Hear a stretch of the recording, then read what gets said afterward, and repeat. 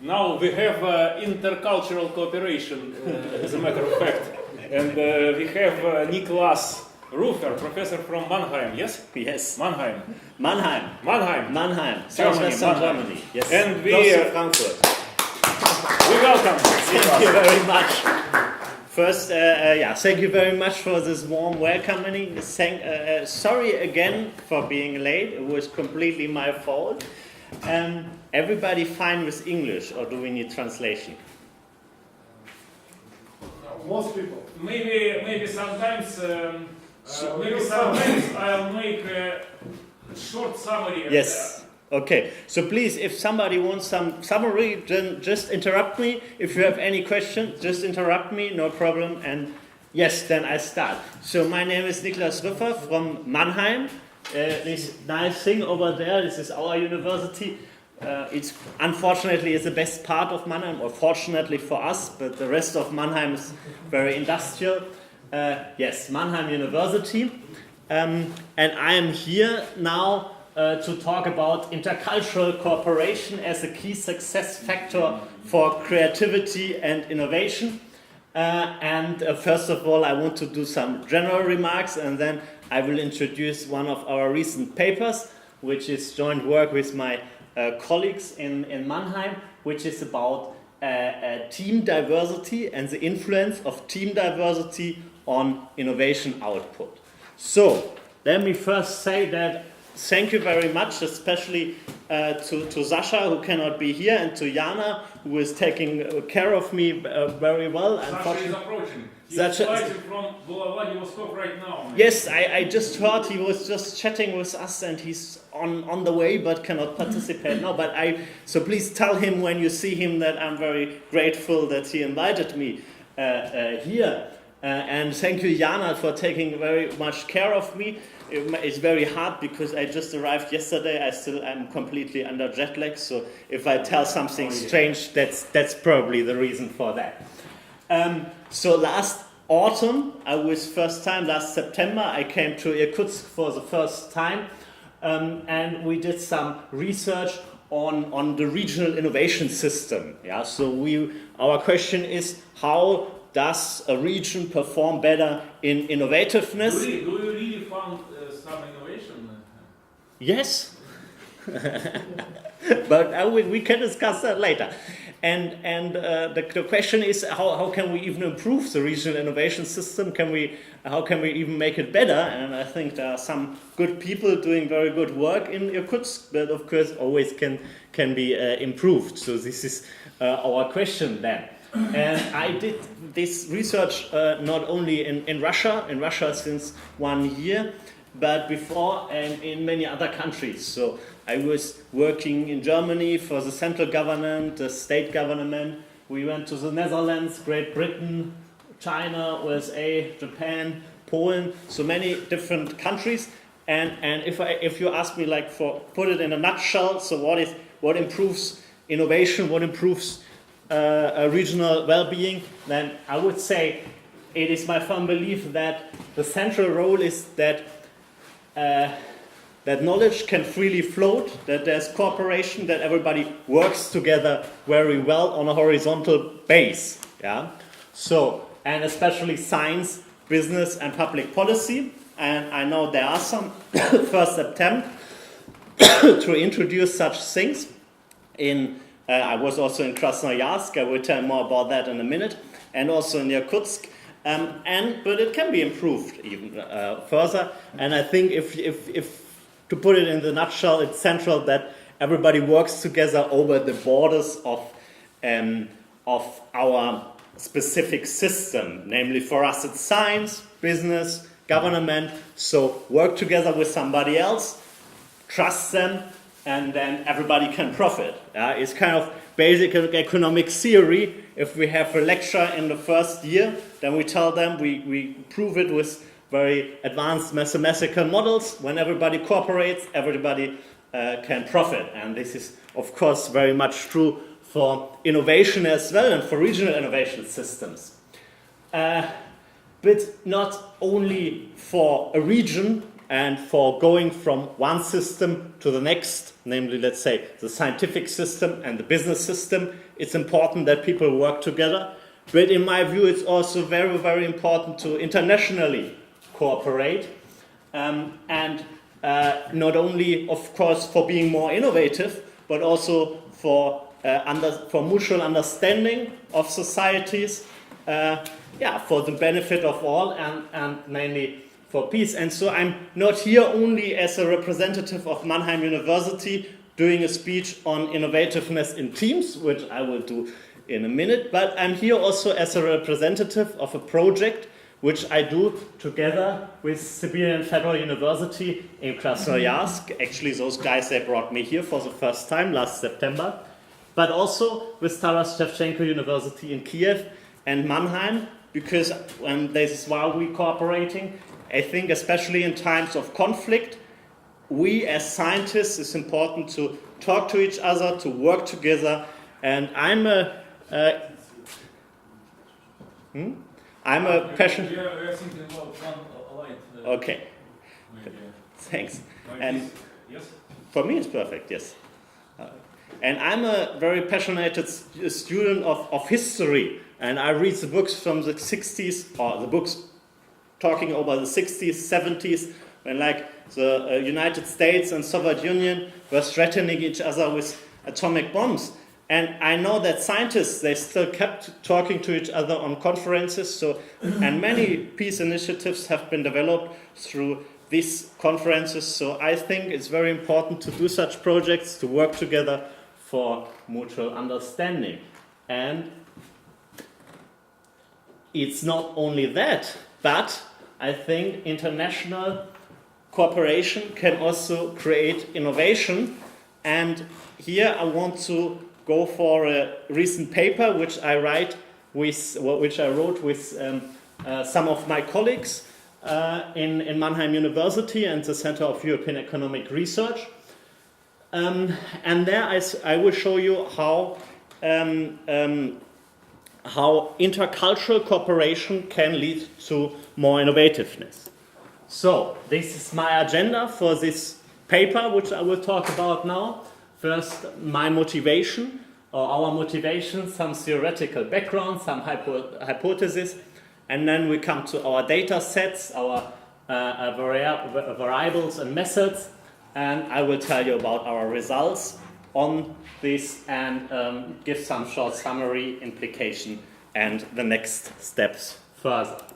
So you have probably seen this about 1.5 years ago. There was lots of refugees coming to Germany. Yeah. So Angela Merkel on the top left here, this lady who is taking this selfie with this Syrian guy. Angela Merkel is a leader of Germany. Or not? She's the Chancellor of Germany. She's the leader of Germany. And at one certain point in Hungary, there were lots of refugees in Hungary, and the Hungarians, they were almost shooting on them. And then she said, this is not what we want to do in 2015. And then she opened the borders. Welcome, thank you for being here. Please take your seat. And I have to tell you, it's very hard to say that in Germany. I cannot say I'm proud of my country because of the history, because of Nazi Germany. I would never, but this was the first time in my life that I was really proud of my country because, those people were dying in Syria and Iraq, and Merkel said, we will help them.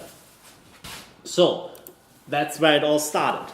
But it was not the first migration to Germany. So in 2015, it was more or less almost 1 million people coming to Germany, especially from Syria, especially from Iraq, Afghanistan, and so on and so forth.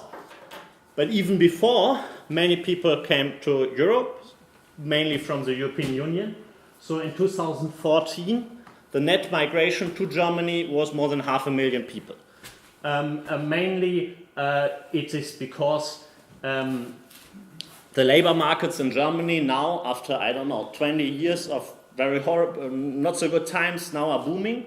And in South Europe, the labor markets are performing bad. So many young people come to Germany from Spain, from Italy, from Greece, and so on, and work in Germany. So the German society becomes more and more diverse. Yeah. So I think between 2010 and 2014 was the biggest net influx of migrants ever recorded to Germany. So if you think about humanitarian point of view, you say, okay, those guys in Syria, they are dying there, so we have to help them. But we are economists, so let's think about what does it mean for the economy. On the other side, on the one side, we can say that cultural diversity increases the choices. Yeah, you can go to the restaurant, to the Italian restaurant, to the Turkish restaurant, to the French restaurant, to the whatever you want. Korean restaurant in Germany, you will find everything. On the other side, what does it mean in economic terms? For the labor markets, for sure, if you have huge labor demand and people from Greece or from Spain, they fill the gaps. This is good.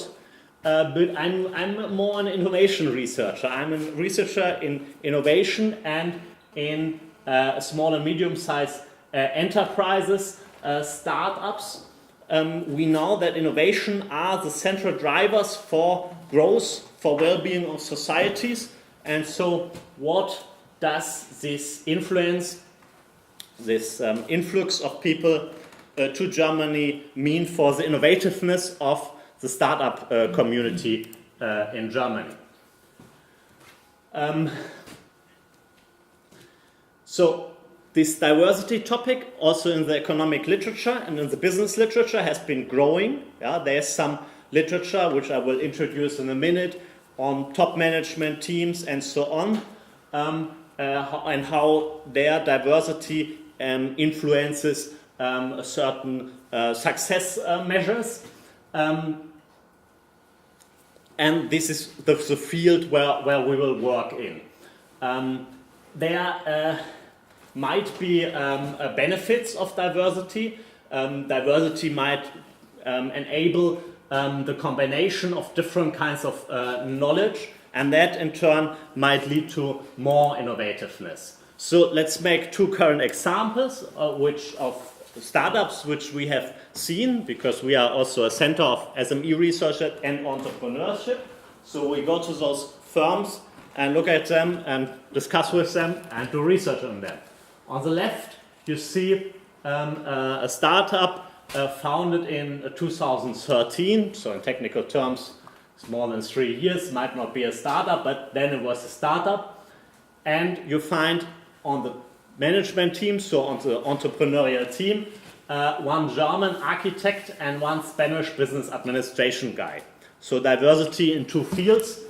On the cultural field, German and Spain, and on the subject field, what they studied, one architect, one business administration guy.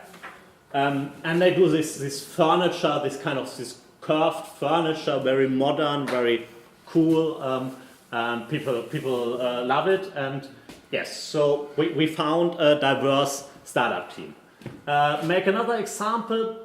Restado is a platform which has been founded to sell and to buy remaining building materials. So imagine you are in the building business and you have you build some house and then you bought too much stuff. So how do you get that to another one? And through this platform you can do that. So this platform was founded by a couple of guys. How many? 7 guys, and as you see, very diverse team. German, Italian, Chinese people on the team, and from diverse backgrounds with regard to the study field. Business administration, business informatics, philosophy, economics, technician. So a very diverse team on those 2 dimensions, cultural dimension and field of study. What's business A? Business administration, Business management. administration. Yeah.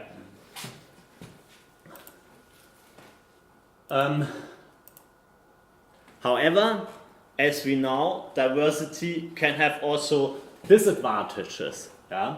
And the results of the studies which we have on diversity, they are kind of inconsistent. So it's not that diversity is always and everywhere good. Sometimes some studies find diversity is good, other studies find diversity is bad. Diversity has, of course, many dimensions. I mentioned two of them, cultural diversity and subject-related diversity. So if you are a business administration guy, you probably think differently than when you are a theater player or a technician. So you have your own mindset, you have your own socializations, and you think along those lines, and then somebody else with other mindset and with other socializations come in, and this might lead to new ideas, but it also might lead to conflict. Other fields of diversity might be gender. So just imagine you with your male friends, you want to watch a soccer game, but the girls, they better want to go out to have a nice glass of champagne in a bar, and you want to have a beer and then watch a soccer game with the guys. So gender diversity can also create conflict.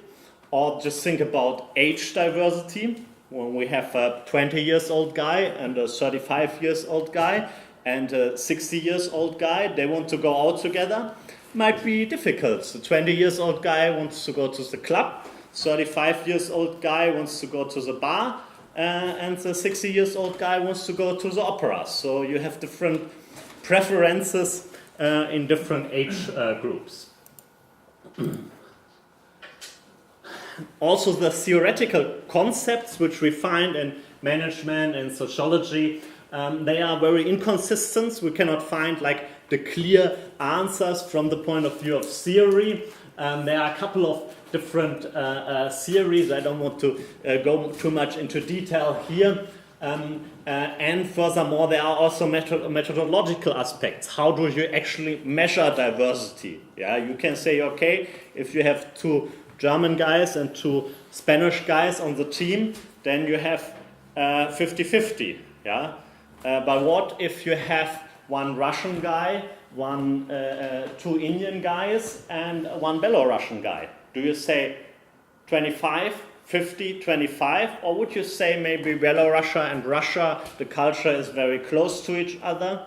So this is methodological problems which we have and which we have tried. Do you know Shlomo Weber and his laboratory in Moscow studying diversity?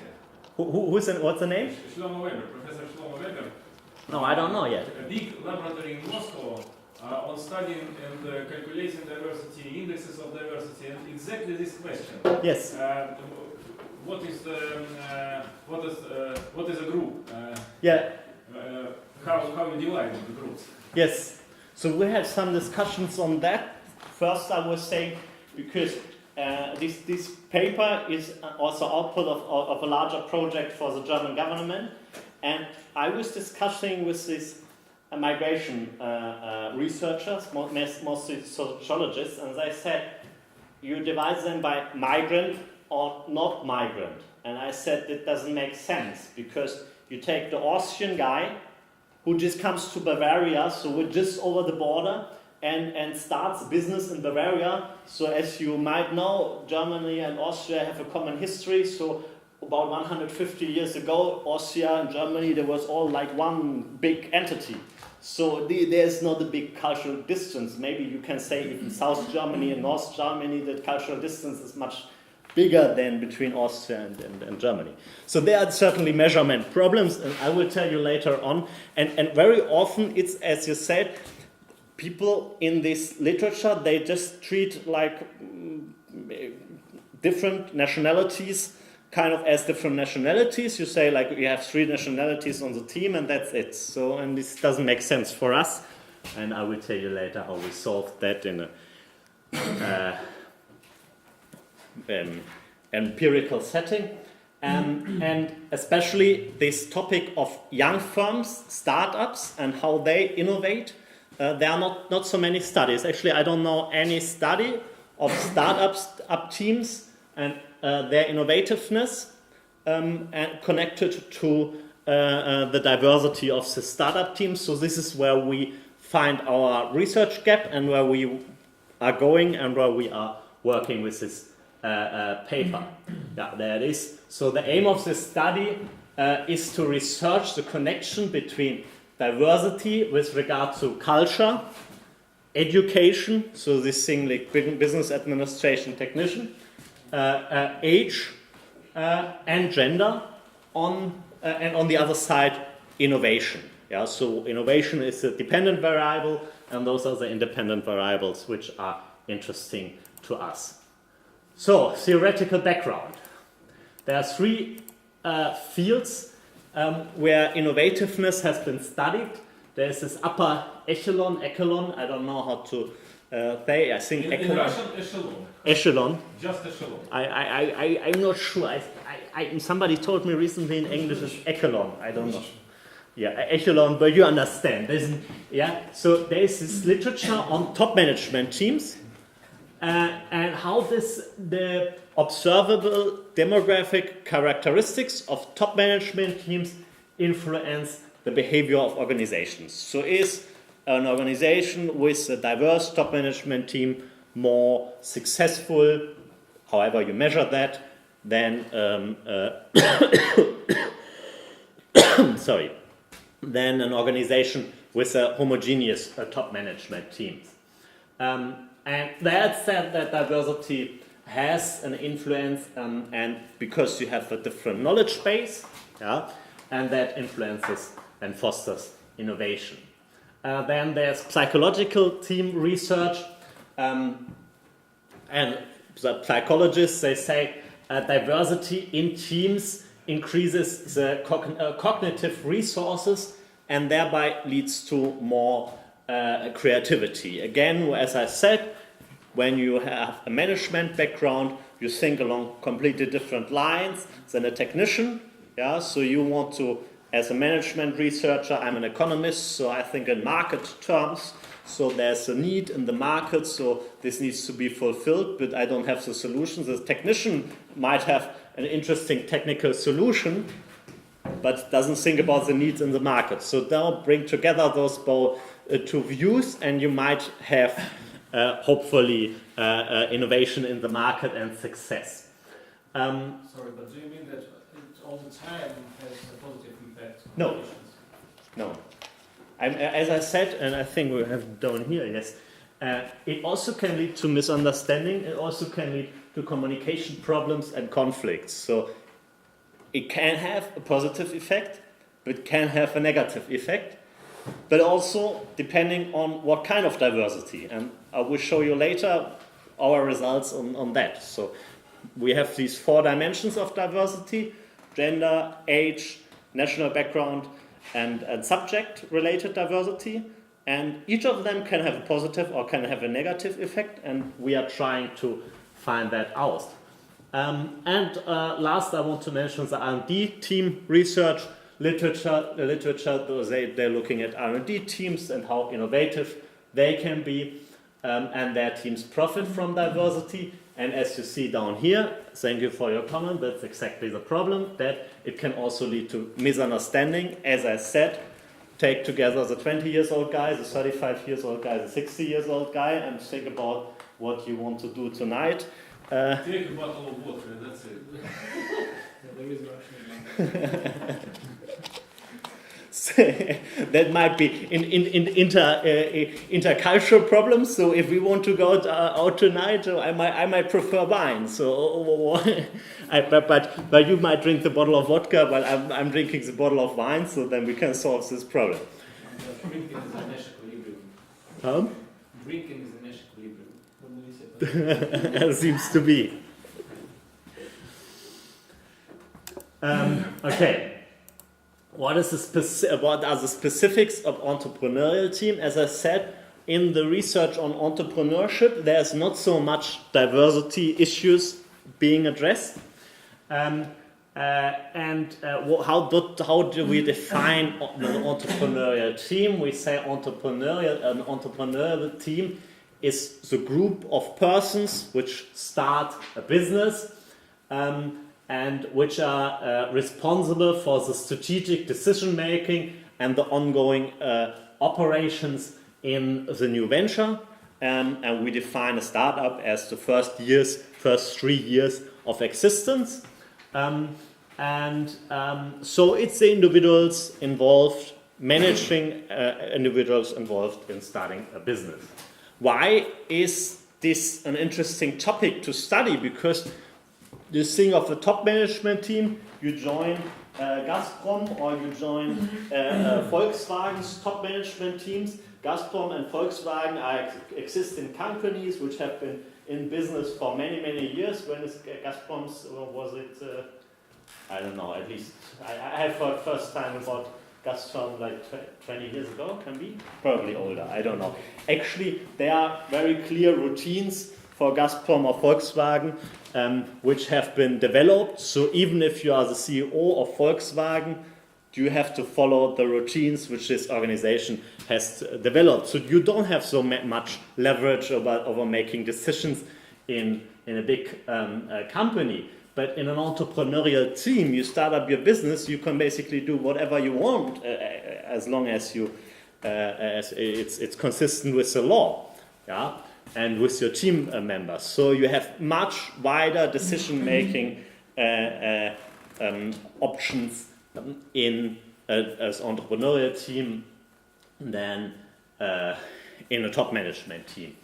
It's very small and there's much room for decision making. Yeah, so if you want to start a team on in the field of any, let's say, internet solution, you have an idea about my solution should be so and so. But normally, when I talk to entrepreneurial teams over the time, I have a couple of friends who have their business in the IT sector. They started like 5-6 years ago, and they ended up doing different things than they thought 5 years ago. And this is not the case in Volkswagen and Gazprom. Gazprom is still selling natural resources. Volkswagen is still selling cars since many, many years. So, but when you have a startup, you say, okay, I'm going to the internet business. This is a huge, broad field, and you will not do always the same. Yeah, you will not be the next. You can be the next Amazon. You can be the next Google. You can be the next Facebook in the beginning. So there are many more options than with a big company. And then there's this imprinting mechanism. So the decisions which you make right from the start, when you start a company, they have very long-term perspectives. So when Volkswagen or Gazprom were founded many years ago, the decisions right from the start, they have very long lasting effects on the performance of the business. So it's very interesting to study entrepreneurs right from the start. So, So, furthermore, we want to look at different kinds of innovation. So, when I say innovation, what do you think is an innovation? New roads after winter. New roads after winter. Yeah, maybe there should be some innovation in inputs group. So you can improve an existing product. You can improve a process. Yeah, so you can build a new road. That is a kind of a radical innovation. Is you build a new road. You can repair the roads after the winter. That is to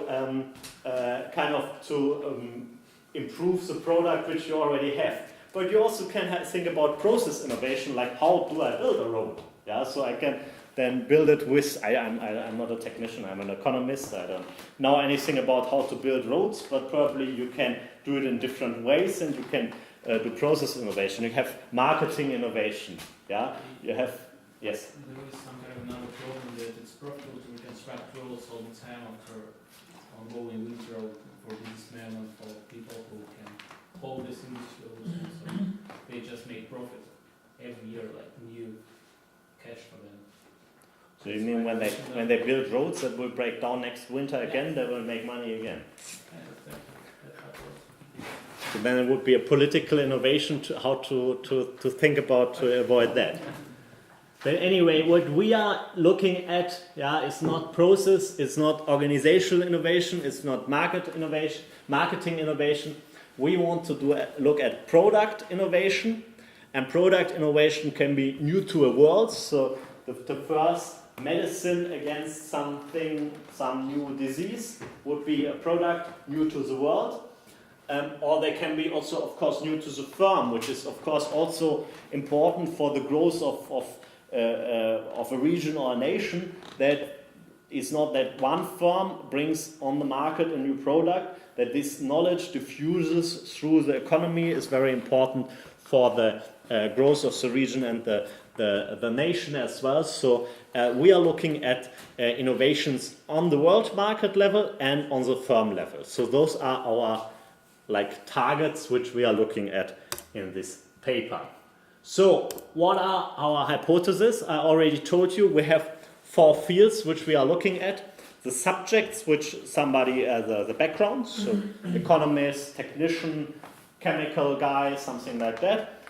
The second thing is gender, male and female. So I think Facebook has how many? 60 genders. So we are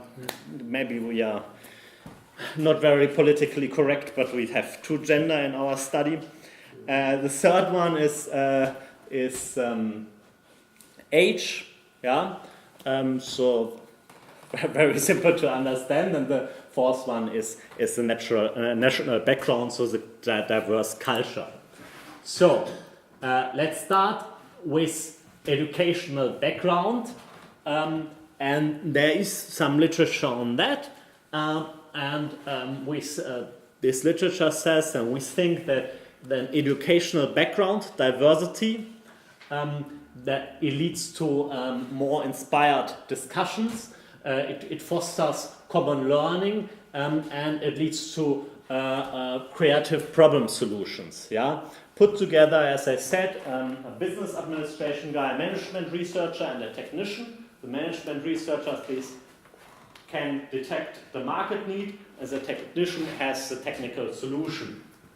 Or I was just last week, I was in BASF. You know, BASF is the biggest chemical company on earth. It's close to Mannheim in Ludwigshafen.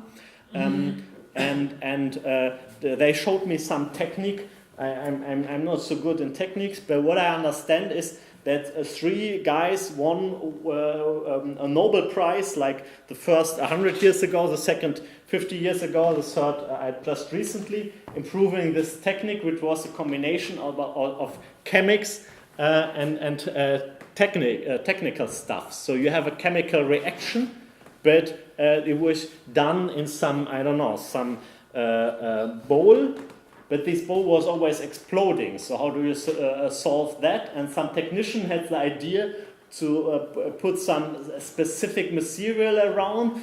And it was a combination of chemics and techniques, which led to this innovation, which won the Nobel Prize. The first time they tried this out, and the second time they explained what could happen, and the third time the Nobel Prize winner won for finally understanding the chemical reaction, which was running for 100 years, but nobody ever had really understood why in chemical terms was this running like that. So we think that an educational background diversity in teams is especially important if complex tasks have to be solved, and we think that educational background diversity in teams has a positive influence in the generation of new ideas and innovation. And so our hypothesis 1A and B is that there's a positive relationship between educational background diversity on the one side and firm level and world market innovation on the other side. Second thing is cultural diversity. So the socialization is the result of cultural norms which influence our experience, our knowledge, our approaches how to solve problems. and meta-studies confirm the influence of cultural diversity on creativity and innovation. And we think there's a positive relationship between cultural diversity and innovation. I don't know if you know this thing. So how different nationalities go to solve problems. So the Americans they might send a drone to bomb the problems. The Russians, I don't want to be offensive, I didn't do this. In Russia, they might put the problem into jail. In England, if you have a problem, what do? You first of all have tea time. In Ireland, you have one pint. If the problem persists, you have 2 pints. Then if the problem persists, you have 3 pints, and so on. So just to make this example. So we think that different cultural backgrounds lead to more innovation. Next is gender. Gender influence the way how to think and to behave. And we have a gender-specific socialization. Yeah, if you are a boy, your father will give a soccer ball to you on your 3rd birthday or 2nd birthday. I don't know. If you are a girl, you will probably be. In Germany, always your second. Only the second. On second birthday, yeah. Maybe the first birthday. In Germany, usually on second, I think. Maybe first birthday they get soccer ball. when they are in the crowd just playing with soccer balls already. Anyway, as a girl you get a puppet or something like that. So the socialization of boys and girls is obviously very different. I think it's the same in Russia, not exactly like in Germany, but the socialization is very different between German girls and boys in Russia as well. However, this knowledge which we give there is, although the socialization is different, the knowledge base seems to be similar. Yeah?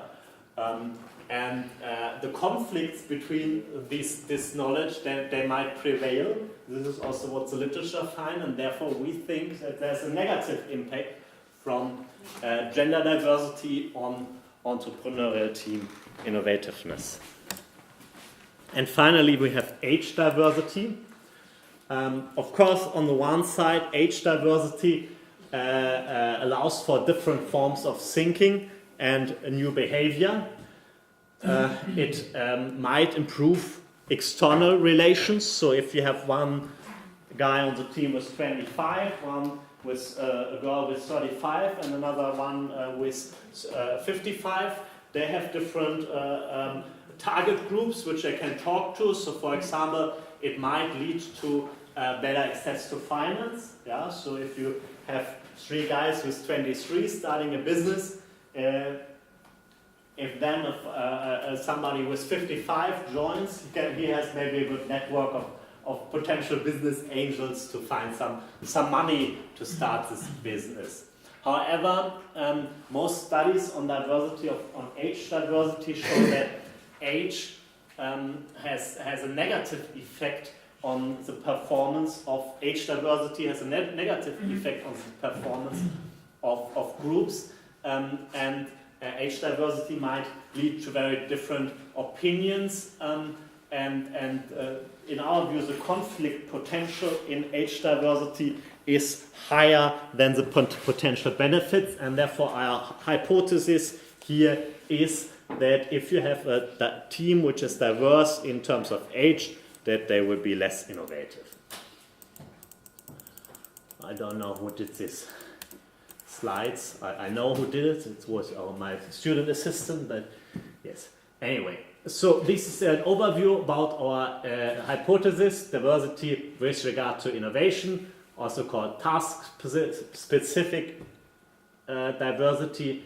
Our hypothesis is it influences positively innovativeness, diversity with regard to cultural background. So the second one, this is all background-specific diversity, positively influences the innovation outcome, while gender and age diversity, our hypothesis is that it influences negatively the innovation outcome.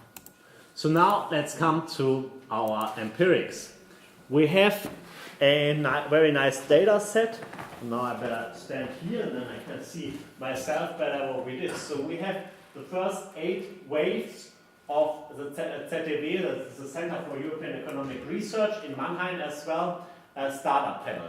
So they have a huge data set of all startups in Germany taken from this Kreditreform Agentur. So it's basically when you register a startup, you have to file some legal forms, which is published, and this Kreditreform is related to credit and your credibility. And if you want to have credit, you need to be registered on this Kreditreform Agentur. So every company basically which has any financial any financial movements is registered here. So it's almost every company in Germany, and this ZEW startup panel that surveys these firms in every year, and 18,000 entrepreneurs, 18,000 firms have been surveyed with a survey, and it's a panel. So that means the first survey is within the first 3 years, and the second survey is 1 year later, the third survey 1 year later. So they are surveyed constantly. Every year they get this questionnaire, and fortunately lots of them really fill in this questionnaire. So the response rate is 20%. I think lots of researchers can dream about such a response rate. And within these 18,000 startups, about 1/3, 5,000, almost 700, are ventures founded by teams. So the others are single founders, so those are teams. We have, of course, as always, missing data, which reduces our data set to 2,700. The nationalities are self-assessed. This might be a problem because we ask them, what is your nationality? It does not necessarily say, what is your passport? So you can ask, we have, for example, many Turkish guys in Germany. Some of them, they have 2 passports. They have a Turkish passport and a German passport. We also have lots of Russian guys in Germany with, I don't know, depends on the country, you can have 2 passports. Yeah? So we ask them, what is your nationality? And they answer. That is not necessarily the passport, but we think it's the right way to do it, because that is the way where you feel closest to in your cultural background. If you say, I'm Turkish, then you feel most Turkish, so we think it's okay to do this, even if you have a German passport as well, which we don't know. People who say I'm Turkish, they probably think more Turkish than German. This is our reason for for this way of measurement. We have a stratified sample. There's some oversampling of high-tech firms. In our calculation, of course, we control for that. So due to this oversampling, because this research is especially also focusing on high-tech firms and how to improve their behavior, so it's not only for our paper, but for many other reasons done. Yeah. Sorry, I forgot the method. Sorry, does the nationality influence the decision about taking different citizens for job? I mean, like Turkish citizens and so. I mean, does the company make some difference between Turkish citizens and German, for example, or just officially it's the same? Officially it's the same, yes. But in reality, how does the process? If you control for all other effects like education, language skills and so on, then you don't have so much difference. So this is from other research. But many Turkish people, they have a lower educational background. So on average, Turkish people in Germany have less education than, for example, Austrian people in Germany. They come with more education background, and so then, so if you compare only Austrians and Turkish people, then you have a difference. But if you control for everything, you don't find that big difference. Yeah, just often because in Russian it plays some Yes, there is some. It definitely plays some role. So to register a company, it's for example for the refugees, it's impossible to register a company because first you have to you have to be allowed to stay in Germany for a long time. So if you have seek for asylum, you cannot found your company. But for our sample, this doesn't play that big a role because all the firms, they have been registered, so they are legally allowed to run their business. If anything, you would find a positive selection bias for foreigners because only those who can stay, I don't know. So this is telephone surveys. That means somebody sits there, calls them every year. The first interview within the first 2 years of existence asks for the demographic, and then the second interview asks for innovation. So let's say a company is founded today. In 1.5 years, they are first called and they, who is on the team? And say like two girls, one of them from Russia, one of them from Germany, and 2 boys, one of them from the United States and one of them from Italy. So this is the demographics, and the age is taken from the first wave, and then the innovation is taken from the second wave. So 1 year later, the question is, did you introduce innovation to the market, to the world market, or to your firm? Some descriptive statistics. More than 70% of those teams are 2-person teams. 40% of the firms have at least one further employee. 80% have a positive turnover. Of course, some have, if you have in biotech, you might not have any turnover for 7 years, and some other fields is like that. So 20% they don't earn any money for the first year, but they first have to do research and then introduce their innovation. The share of women is 16% in the team, so it's rather low. 70% of firms have at least one founder with a higher education, so which is a doctoral degree, university degree, or University of Applied Science. And 87% have at least one German member in the team. Have only German members in the team. This is wrong, sorry. 10% are mixed, so one German, one from another nation. And then 3% to have only non-German founders, which can be still diverse. So you can find a Russian guy and an Italian guy to found a team a company together. So then it's still diversity.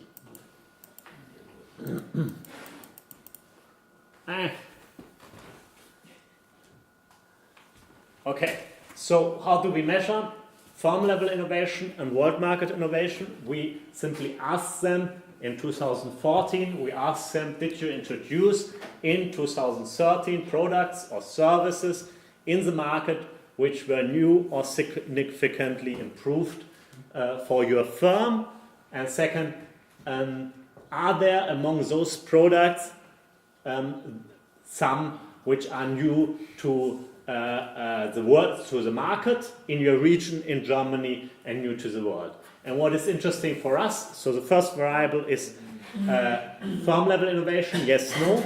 And the second one is yes, new to the world. So this is the most innovative form. So this is why we choose this in the second one. So it's binary, yes, no variables always.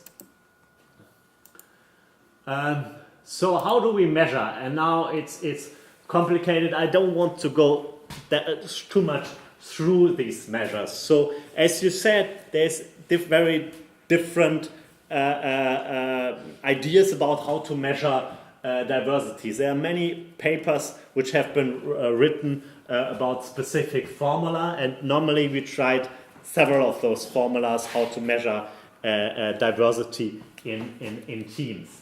But what is important in our paper, comparing to other papers which are looking at cultural diversity, we do not treat two countries as the same when those are not two the same countries. So this problem which I said before, if you have an Austrian and a German on the team, we say this is very close to each other in cultural terms.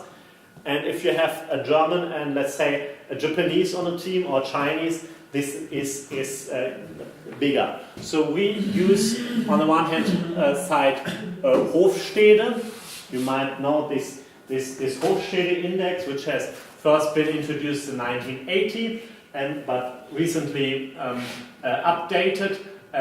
He measures cultural diversity on 4 dimensions: power distance, individualism versus collectivism, masculinity versus femininity, sorry, is again wrong spelling, and risk diversity.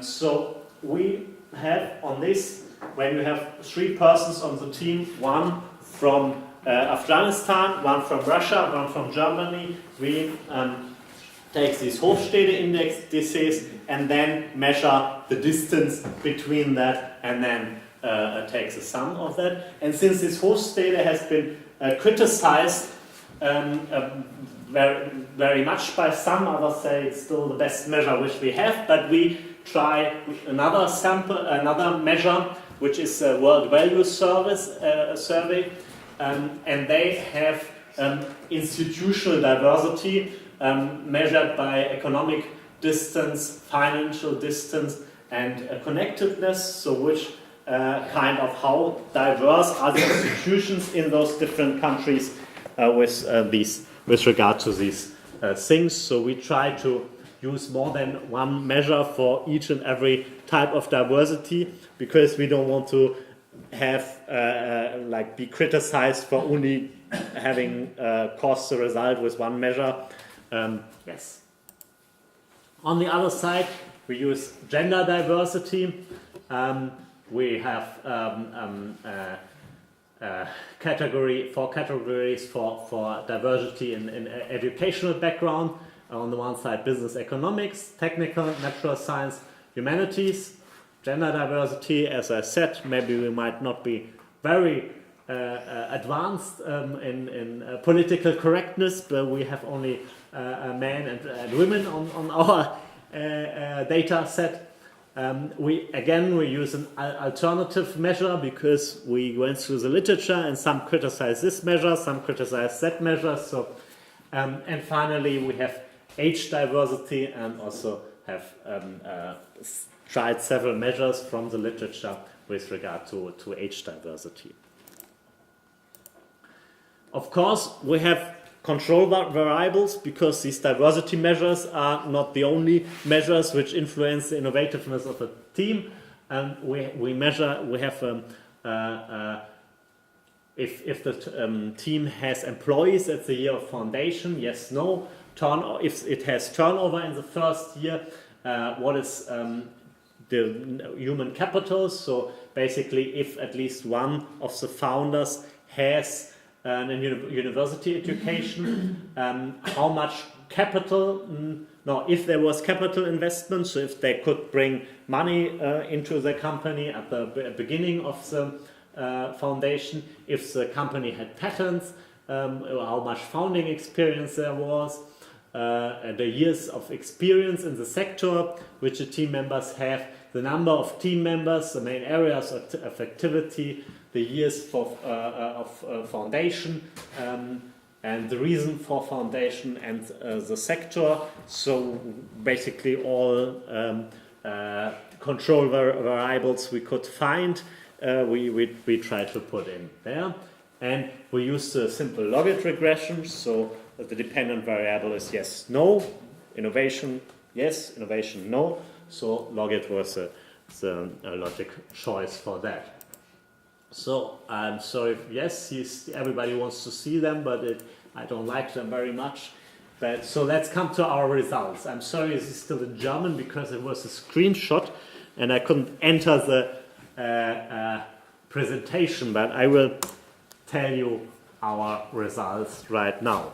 So on the left-hand side, we see our independent variables with regard to our diversity measures. Ausbildungshintergrund is subject diversity, and model 1, 2, 3 are looking at innovation at the firm level, and model on the other side, again 1, 2, 3 are looking at innovation on the world market level. And we find that the diversity in subjects, the first line, has a significant impact on innovation on the firm market. So 2 stars means significant on a 5% level, but seems to not have an impact on world market innovation. Diversity in culture, however, is highly significant, so 3 stars on a 1% level, significant for innovation on the firm level. But with regard to world market innovation, we find that cultural diversity has an inverted U shape. So if you see the last equation here, we have culture squared,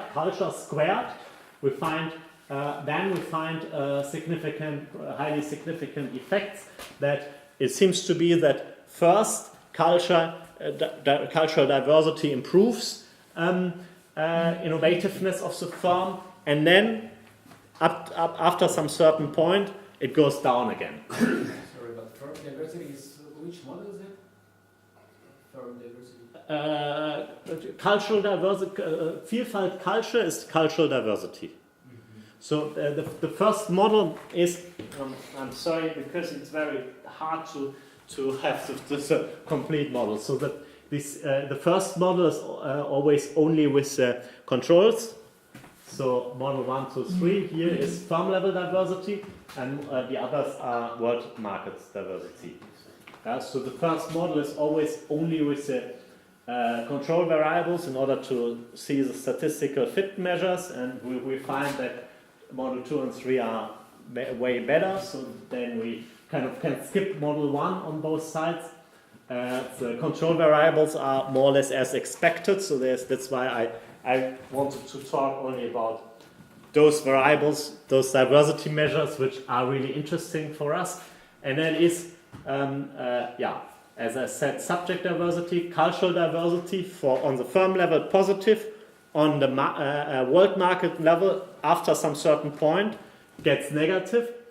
Age diversity is weakly significantly negative connected to innovation on the firm level, but does not have any statistically significant influence on world market innovation.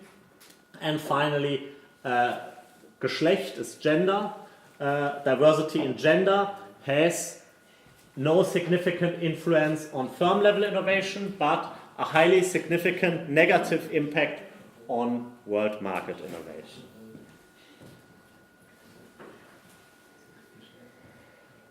So, taken together, here are the results. With regard to education background, it has a positive impact on firm level innovation, but not on world market innovation. Cultural diversity has a positive impact on firm level innovation, and first a positive and then a negative impact on world market innovation, so this inverted U shape. Then gender diversity has a negative impact on world market innovation, and age diversity has a negative impact on firm level innovation.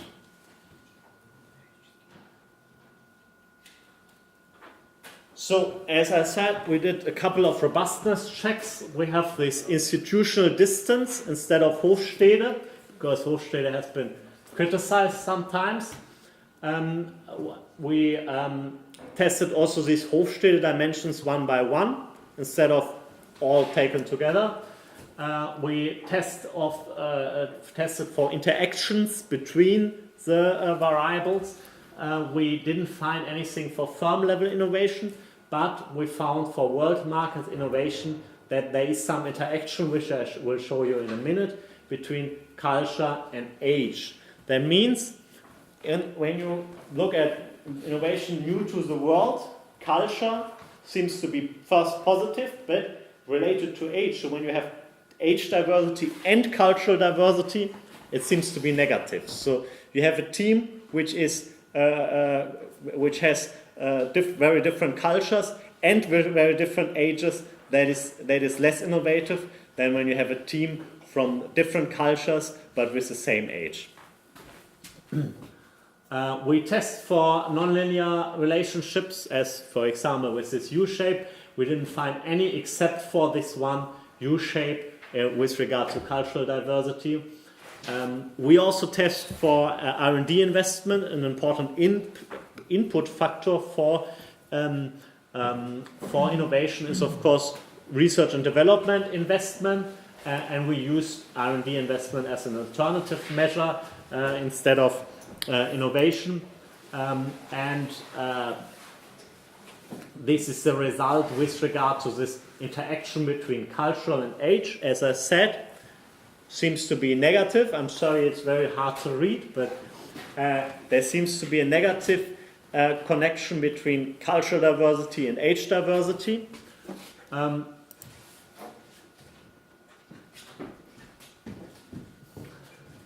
We tried with R&D cost, and it's more or less the same results with R&D cost as it is with innovation, so that robustness checks also holds. So what is our summary? What is our contribution to the literature?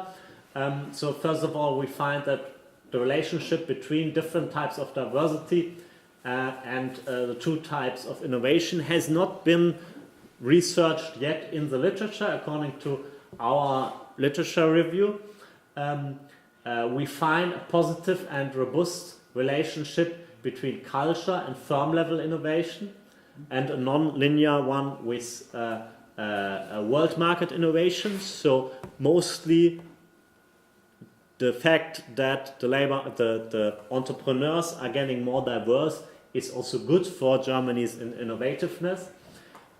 We find a positive relationship with this educational backgrounds. So when you put together one business administration guy and one technician, it's good for innovativeness. We find a weakly negative relationship between age diversity and firm level innovations. So age diversity on the founding team seems to be not so good for innovation. And I forgot it's here, the generative. If we find a negative relationship between gender diversity and world market innovation. Our methodological contribution is, as I said, we don't just only count different kind of nationalities, but we try to measure the distance between different kinds of cultures, which has not been done in this literature yet, as far as we know.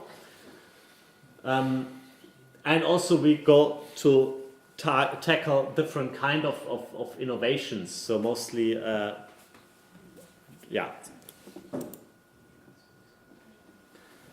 What are the limitations? Respectively, the next steps innovation is of course only one success factor for startups.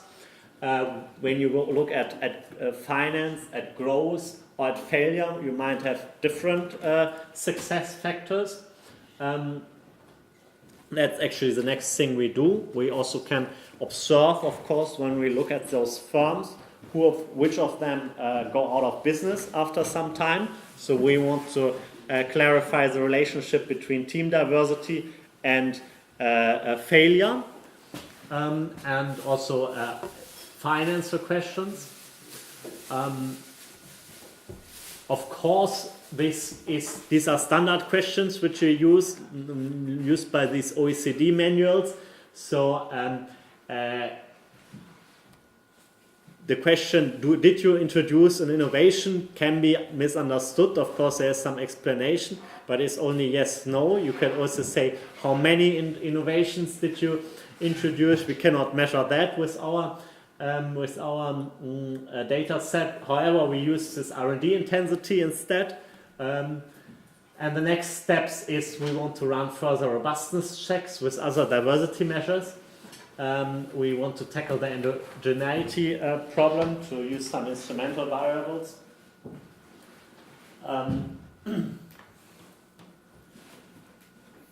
And we want to look at more specifically at certain sectors, because this negative impact of gender diversity might be a sector-specific issue. So we control for sectors, we control for women on the team, but we are not 100% sure if we really controlled for everything we should control for. So this is the next step we this is should not politically correct result. look at. No, if you have results, then you can tell, but you should be very sure that it's that you are sure about your results. But it's definitely not political, so some might not like it. Yes. Dan, thank you very much. That's it. Thank you.